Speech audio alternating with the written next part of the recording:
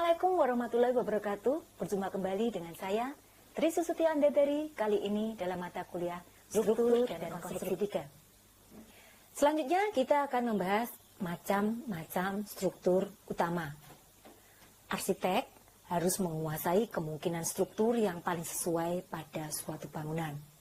Sistem struktur mempunyai kelebihan dan kekurangan masing-masing, sehingga harus dipadukan dengan banyak aspek yang terdapat pada bangunan. Untuk dapat menggunakan salah satu struktur yang tepat, diperlukan pemahaman menyeluruh mengenai sistem struktur dan ragamnya, serta kemungkinan kaitan aspek lain dalam bangunan. Walaupun arsitek tidak dituntut untuk bisa menghitung pembebanan, namun prinsip kerja struktur tetap harus diketahui untuk menentukan pilihan macam struktur yang akan dipakai. Ada beberapa sub-item yang akan kita bahas di sini. Yang pertama adalah pembahanan pada bangunan, yang kedua adalah tumpuan dan pengaruhnya, dan yang ketiga adalah grid struktur. Pembebanan pada bangunan. Sistem struktur bangunan gedung pada intinya bekerja menyalurkan bangunan sehingga bangunan tetap berdiri dan membentuk ruang fungsi. Beban berasal dari berat sendiri, berat fungsi, dan beban akibat gaya luar seperti gempa. Berat struktur dihitung dari atap sampai pondasi.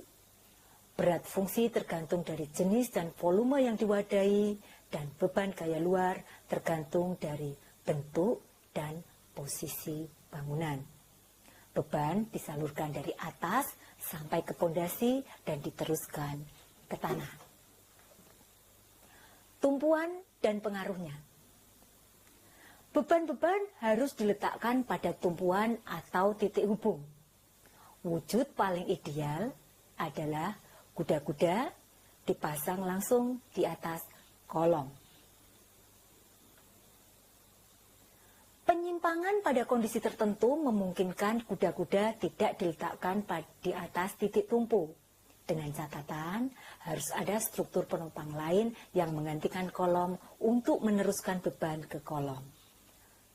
Penggunaan balok pemikul yang relatif lebih besar ukurannya, bisa menggunakan dinding pemikul, dan pemilihan dilakukan dengan pertimbangan efektivitas ruang, efisiensi bahan, bentuk estetika bangunan, serta harga bangunan.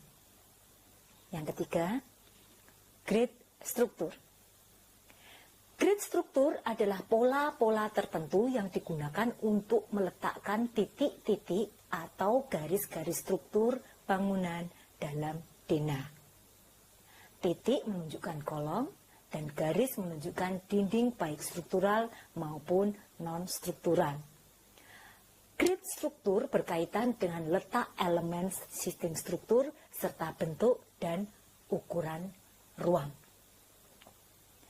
Penentuan grid penting karena yang pertama, menggambarkan sistem struktur dan konfigurasinya, menentukan posisi-posisi kaitan dengan elemen struktur lainnya, memfasilitasi bentuk dan ukuran ruang di dalamnya, menentukan kaitan lantai antar bangunan bertingkat, dan menentukan secara pasti posisi kolom, balok, serta dinding struktur. Struktur yang tidak menguntungkan ada beberapa macam. Seperti ini. Ini adalah struktur toko. Adanya kolom yang menggantung, adanya loncatan bidang muka, dan kekakuan balok jauh lebih besar dari kekakuan kolomnya.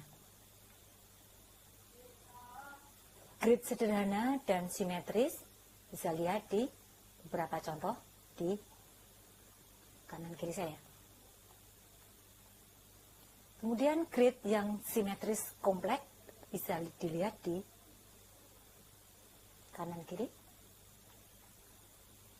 Dan grid asimetris dengan portal yang dipisahkan atau dilatasi Dilatasi adalah sebuah sambungan atau pemisahan pada bangunan karena sesuatu hal memiliki sistem struktur yang berbeda, agar pada saat terjadinya beban atau gaya vertikal dan horizontal seperti pergeseran tanah dan gempa bumi pada bangunan tidak menimbulkan keretakan atau putusnya sistem struktur tersebut. Untuk sementara, saya kira cukup video kali ini. Semoga bermanfaat dan mudah dipahami. Kita bisa bertemu kembali dalam video-video selanjutnya. Tetap semangat dan salam sehat. Assalamualaikum warahmatullahi wabarakatuh.